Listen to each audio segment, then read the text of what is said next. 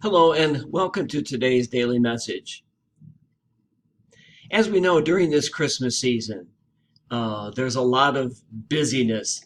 There's a lot of socializing. There are parties to attend. Families gather together to celebrate Christmas.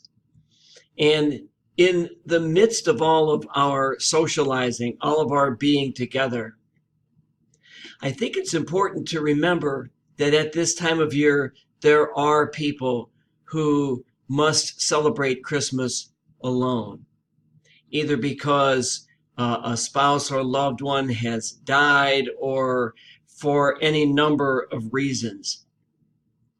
And so I would ask you today or throughout this week, perhaps, to think whether there is someone close to you in your neighborhood, in the parish, someone in the family, an aunt or uncle or grandparent who might have to celebrate this Christmas alone. And I invite you and maybe even challenge you to think about how you might be able to reach out to that person to help them celebrate Christmas.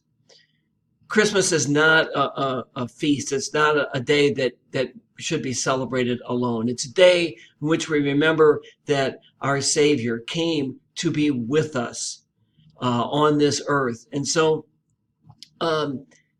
as we get closer to Christmas, I simply invite you to think about someone who might be alone at this time of the year.